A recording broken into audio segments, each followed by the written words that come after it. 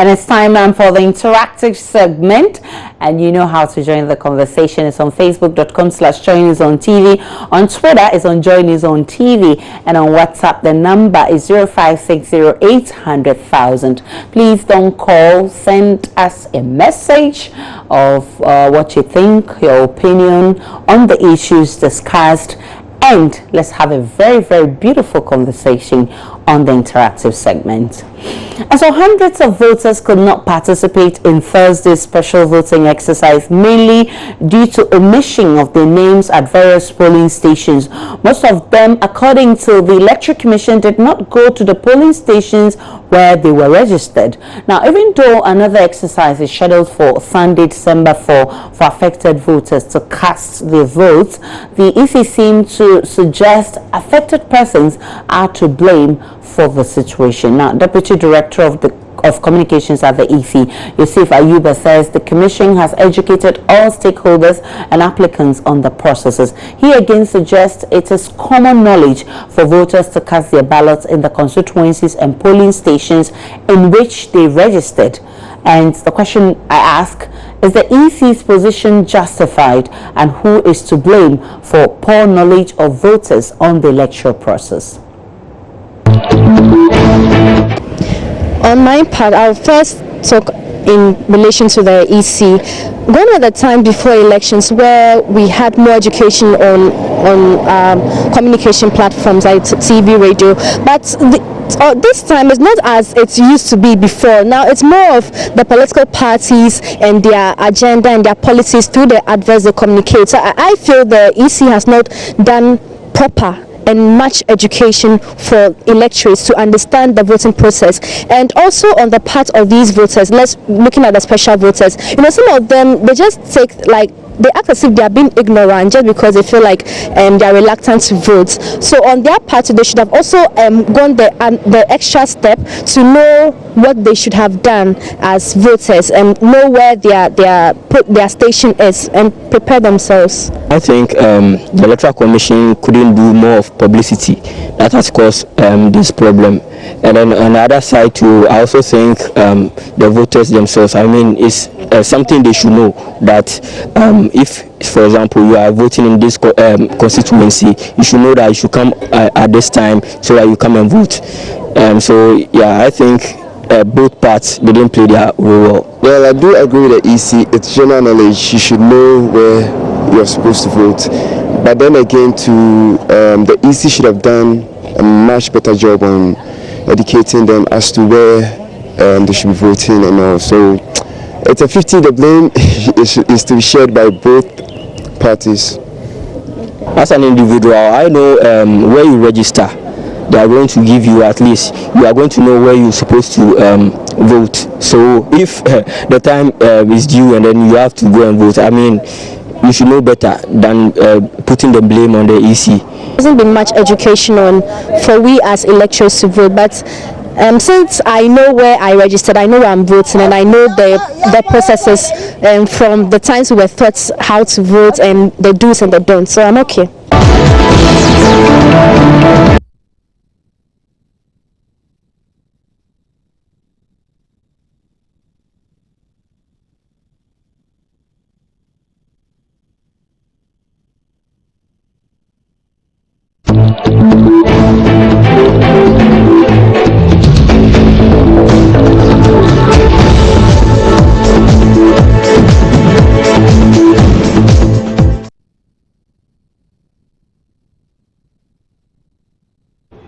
All right, so those were some comments from the streets of Accra. A couple of messages on Facebook. Let's start with Ilyas Haruna from Tamale. He says the brouhaha that greeted the special voting of yesterday was needless. Assuming it's happened on December 7, may God forbid, why can't the EC just put things in the right perspective? The EC themselves doesn't believe in what they say. Raymond Newton Kaku says, really? Didn't the EC change the special voters register a day to the elections? So prior to that, where did they expect us to vote? They goofed. they should accept it, so we move on. Ntachi 1 says, Joy News should protect the EC and give it a benefit of the doubt. Elections is not death sentence. If it had rained the whole day too, what will you have said? This discussion is damaging the EC credibility, which should not be so. How will the EC know those who didn't vote are MPP or NDC or PPP? They will vote on Sunday, period. All right, so we're not just hammering on that issue in Tashiwan. We're speaking about it because it is a very important exercise, and that's why we're interested. Prince Nuruddin Baumia says, let's pray that such difficulties shouldn't repeat on Sunday, December 7. I doubt the readiness of the EC. Bernadette Simon says, we all are to be blamed. We don't want to do the right thing sometimes. There isn't a shortcut to success. God knows, says, change is the anthem. Surely we shall get there. Daniel Owusu says the EC is like Eve, pushing all the blames to the snake. Abubakar Mesilona says no matter what the EC will do, change will come, inshallah. And Kwesi Boateng Ayepa says the EC can drink pito, 1 dram, change will still come. And those are some comments on our Facebook platform.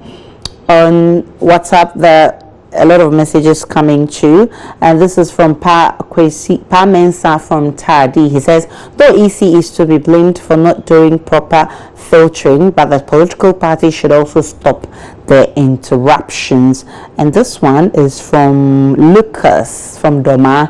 He says the EC is 80% to be blamed on this shabby work they have done. This one is from Justice from Foswansa. He says individuals are part of all those problems confronting the EC. How do you expect to vote at a constituency where you didn't register? And it's coming from Kingsley Justice. This one from Awal Chambers. He says that all of the problems of special voting is from the EC. Why is it that EC can give security officials the polling stations to monitor elections but not showing them where they should vote? And it's coming from Awal Chambers. This one says, and it's from Tornado from Daboase. He says, I blame the EC because the arrangements for the special voting was wrong. How can someone from Takrade have to vote at Bogoso and to tell you clear that EC is not ready for the election? I'm not getting your explanation well, Tornado. I'm not sure that's what happened. And this one says, whatever they do, we shall vote. Change is assured. This one, you didn't add your name. He says EC incompetency at its highest level, but we are all watching with eagle eyes. If that is to happen again on December 7th, then I pity the EC chair. And he adds, my warmest greetings to you. And he says, I'm watching you live. Thanks so much for watching. All right, so earlier this month, the president inaugurated the rapid bus transit, popularly known as Ayalulu bus, and the 245 bus seater, which will be commuting between Accra Masaman, Accra Benson, and Accra Kaswa, commenced operations on Thursday. So we spoke to some of you to find out if you have indeed taken a ride in that bus and what your experiences are.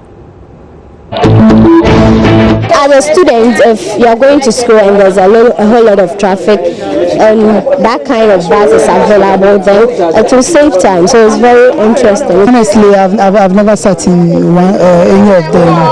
I've never had the experience of how it feels like. I've never. But would you like to sit in it? No, for sure. I would really like to sit in one. If I get the opportunity, I would really like to sit in one.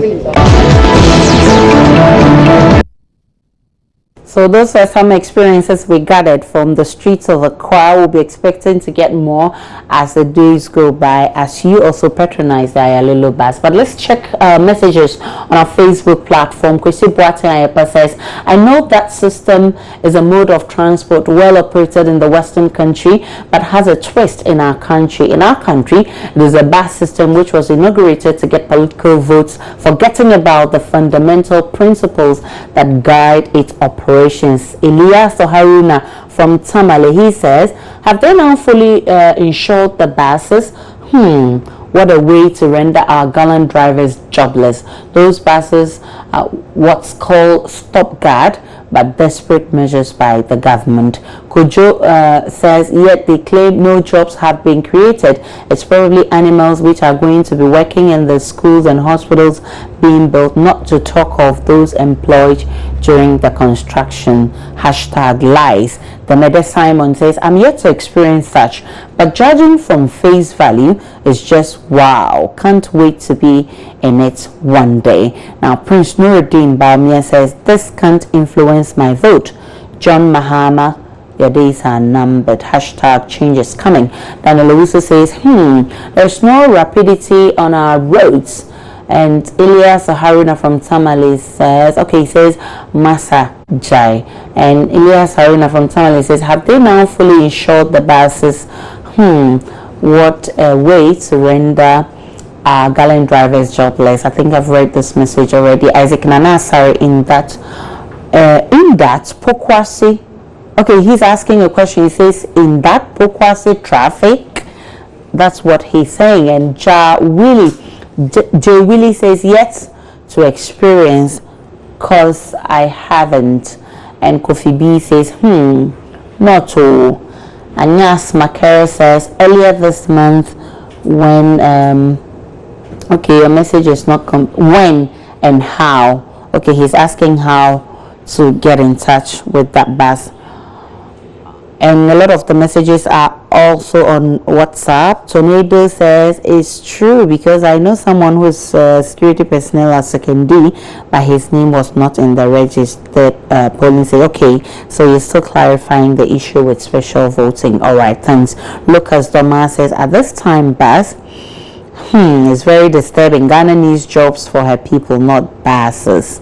And this one from Parmensa from Takrady, he says, Ayalolo bus introduction is a good idea, especially it will reduce traffic on our roads, and particularly in the morning. And this one from Bintu from Tamale, she says, just looking for votes. Ghanaians have made up their minds already. And this one from Gentle Appeal too, she says, what Mahama is touting is an exercise in mediocrity. Let me take this one. Aisha, don't worry, Nanado will still win. And it's from Little Gist from Mampo. There's a message here that's suggesting there's an accident. What's this message? All right, there's a message that's suggesting there's an accident involving a Benz bus and another vehicle. We'll follow it up and bring you more on that. But days before the U.S. presidential elections, Nigerian playwright and poet Wole Soyinka promised he would destroy his green card if Donald Trump won. It's barely a month since elections, and Wole Soyinka has revealed he has ripped his green card as promised and will not live in Trump's America. Do you think his action is an extreme measure, or you think he did it for the sake of his integrity? I think he went to the extreme, because Donald Trump you are talking of has just won election, and besides, he has not been sworn into office. And there is also a demonstration going on. Some are calling for recount of the polls. And why should you go to the extreme? Though you said it, but you should have waited for the man to come into office and see whether what he said during his campaign, he was really going to implement it or not. Because what I saw was what he was saying on the campaign was different from when he accepted the results. Because looking at his assessor's speech, it was different. So I was like, even when I heard it, I was like, no, he should have waited at least to know if Donald Trump was really going to accept it, or he was going to throw away whatever he said on the campaign, because campaign messages cannot be taken lightly. I also think he went to the extreme because in as much as you agree with the fact that yes, Donald Trump was not a good person, let me say he hates the person, but when I'll not use the word hate, because if I use the word hate is too much a word to use. I'll use the word he does not like Donald Trump. That's why he did all those things, because let's wait, it's not even a month now the man has been into, and even he has not yet been sworn into office, so let's just give him some time to take his actions and see whether what he has said he will bring it into action. In as much as he has not brought those things to action, does not make you to take certain decisions which you know it will affect you later on, because what the decision he has taken right now is going to affect him. Count my words, 4 years from now it will really affect him, and he's going to regret on that. I think he did exactly what he said, and he's a man of his words. I wouldn't have taken him serious if he hadn't turned it around. I would have thought that, well, it means I cannot really trust him, but he really acted on what he said. Plus, he said if Donald Trump wins, not any other condition, but if Donald Trump wins, and that's exactly what he did. Donald Trump won, and he decided to take. Yes, human beings can change, but he said if Donald Trump won, and look at the things that Donald Trump said against blacks, Hispanics, they are too extreme. So what Donald Trump said is he will do is even worse than what he has done to his green card. For me, still, I still don't agree with it. But besides, your poems are not only in Africa. It goes the world round. Now, the moment a president is elected in US, automatically the person becomes the ruler of the world. And moreover, human beings are not static. They change. So for me, I still stand by it that he went to the extreme. You can't just get up and because of one person you tear out your green card because